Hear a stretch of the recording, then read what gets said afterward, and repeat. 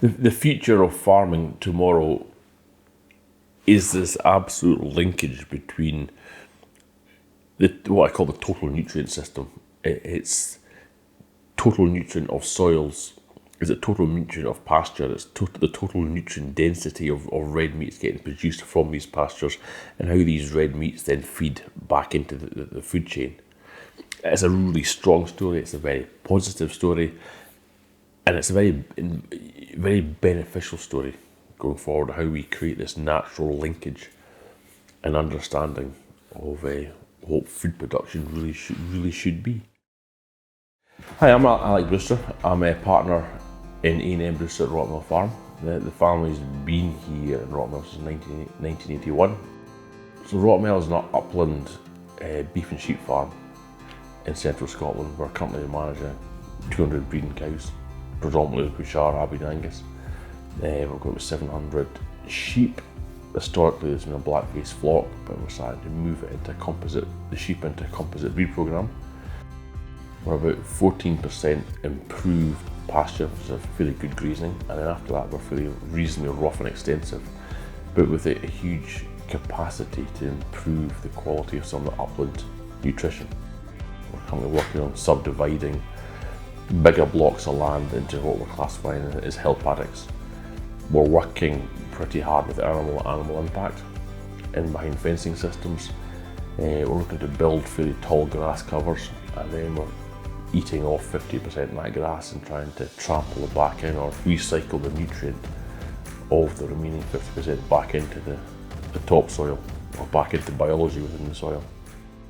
We effectively convert solar energy into red meat. In essence, that's what we do. We try and absorb as much light as we possibly can through pasture, through a diversity of pasture, different plant sizes, leaf sizes. We graze that off and we try and convert as much or an optimum amount of that energy back into a growing animal. And that animal is then placed back into the food chain.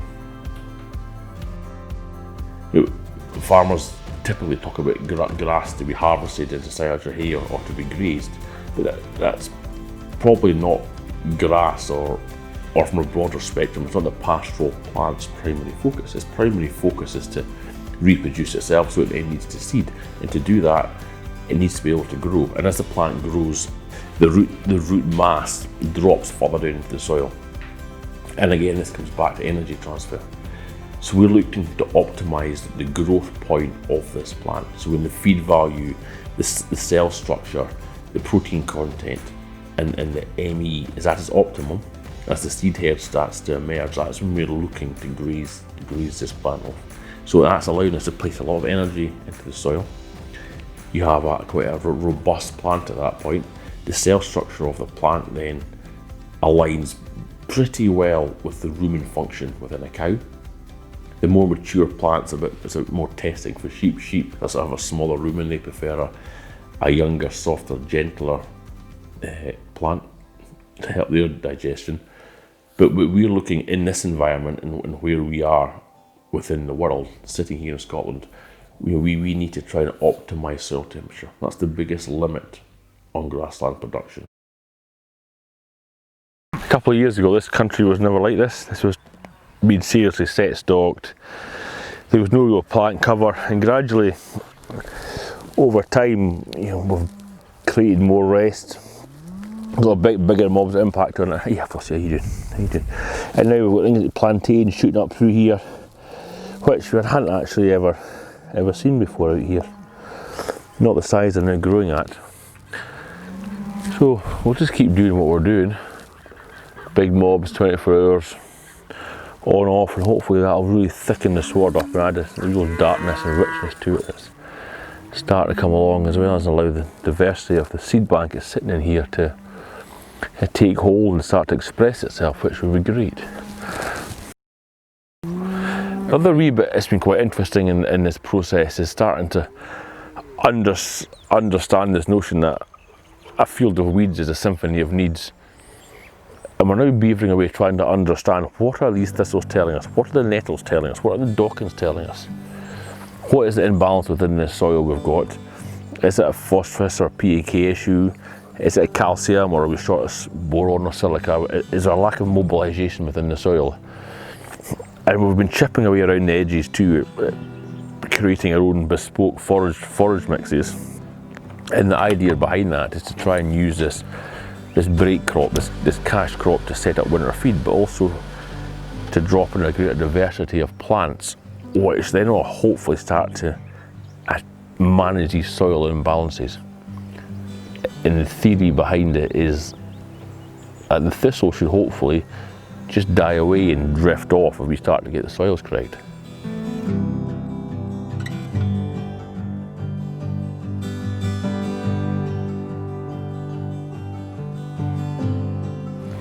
Over a lot of years now, we've worked away with Norvite, and annually we forage test grass, silage analysis, maybe a bit of hay, but generally active tissue sampling grass in late summer. And what we're looking at the mineral composition, ME proteins, also the mineral composition within the grass. And then each year we go and tweak the mineral that we buy for the farm. And what we've found over the last, I suppose, 4 years, really the last 4 years, is we're starting to balance out all these lows that we once had, especially around selenium and cobalt. They're now starting to move up in the moderate range, and I think it's probably because root and depth an awful lot better, a bigger microbial build in the soil, that these smaller trace nutrients and these trace elements are becoming more plant available. And because they're more plant available, they're obviously more animal available. So we've doubled cow numbers on farm, but we're actually using less bagged mineral than we used to use 5 years ago.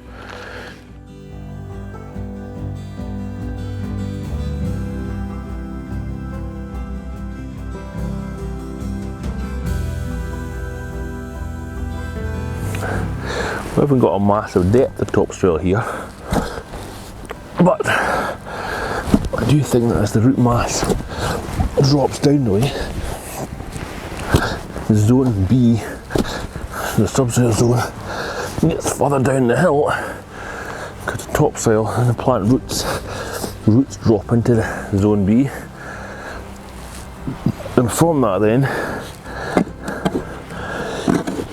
the carbon then gets deposited further down into the soils, which starts to convert some of the subsoil base into a bit more topsoil. It's just really soft in here, it just falls away. What would you expect if you were overgrazing? Oh, it's a mirror. So the grass height above mirrors the root mass below. So if you're in a really short graze grass, really low stuff, then your root mass will just be here. That's where we used to be. 2012, 2014 we were down here, and now we're breaking way down through. And I think we still need to get better at this yet. I think a rotation round is still too quick. And the only way I can improve that in the short term is either by reducing stock numbers, which then has a capital cost and knock-on cost to equity of the business, or we keep chipping away at building infrastructure like we're doing, which then allows us to manage rest and control impact, which then will help give us taller pastures, bigger root mass again. Why is a bigger root mass important? Well, the bigger root mass allows us to one water then gets trapped in the top, it runs down the roots. So we're actually lifting the water level within the soil. These roots are then putting down nutrients from photosynthesis, carbons. They're all stored. If we get the biologicals right, we then stabilise that carbon at a greater depth within the soil, effectively locking it away. That's where it's meant to be stored. And all the aforementioned again just build resilience into the farming operation. But as the carbons, the microbes build, organic matter builds, and that's a food source for the fungi and microbes in the soil. So you strengthen these populations as well.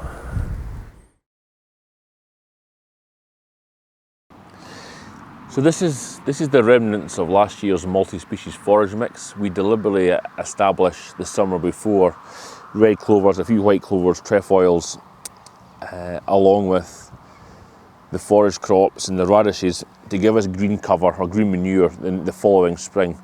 We then direct drill a multi-species grass herbal lay mix straight into this, and we did that 6 weeks ago. We're now starting to move a mob of ewes and lambs through here. They're picking off the red clovers, the white clovers, they're trampling down the stem layer stuff, and we'll reincorporate that back into the soil again, just to give us this build of biology in the soil, this build of topsoil as it breaks down. But undoubtedly the biggest limit that we have farming in this environment, in these LFA areas of the UK, is managing and optimising soil temperature. It wasn't until we stopped using major pour-on programs here that we actually started to see a major difference in soil health. And it was Dissect, Crovex, Zermisect, all these pour-ons we were using on sheet to control fly and maggots. They're a straight insecticide, and that was getting deposited back out in the sheep's dung. Anything they went to try and break that dung down to recycle it back in the system was just getting nuked. And 4 years ago I started looking at more into the half-life of these pour-ons, and the manufacturers were less than forthcoming. The conclusion I came to was that they were not good, seriously bad news. So we've tried to stop them. And other than lambs getting a pour-on at docking time, we just about don't use any more. So really what we're doing, we're sort of stepping back from the day-to-day, looking at the whole view of the business, what it is we're actually doing here, and trying to get ourselves away from the addiction of chemicals, drugs. Can we make the programs stack up? Can we be smart enough at a management level to understand the symbiotic linkage between pure nutrition, fertility, egg set, colostrum quality, quantity? Can we understand parasite cycles? I think if we put in place the management structure, the vet and med programs, and the thought process and the diversity of plants to actually feed the animal the nutrition it needs at source, so to give them a chance to self-medicate to solve a lot of their own issues, which then means we don't have to go and pull these sheep through yards.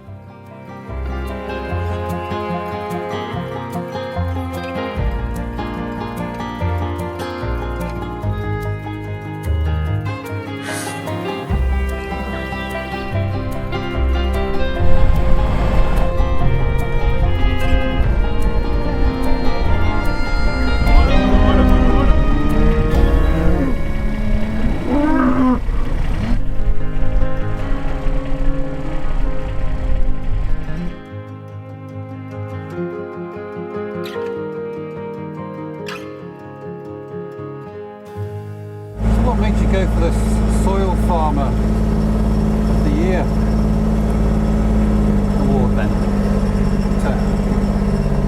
Vanity. Vanity.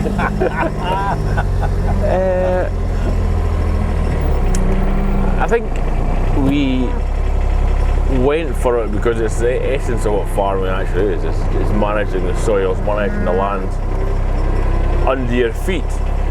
You know, we're always looking at livestock and grass, but very rarely we're actually really looking at soils. And I also felt that the red meat industry was getting a real hard time, a real smashing in the media. There's a demographic of people that are really attacking it, and all the world's problems were getting thrown at beef and sheep production. We're now rattling our way through coronavirus. I suspect that taking the planes out of the sky has done more good for the health of the planet than knocking a few cows in the head would. So I think really it was a chance for us to try and showcase what we're doing on the ground here. It was a chance to try and explain the ethos behind what we're hoping to achieve in the longer term, and to try and communicate that message that actually converting sunlight, water and temperature into red meat is a positive engagement. if we understand and take the time to understand how the interaction works within grass soils and the nutrient cycling that happens therein.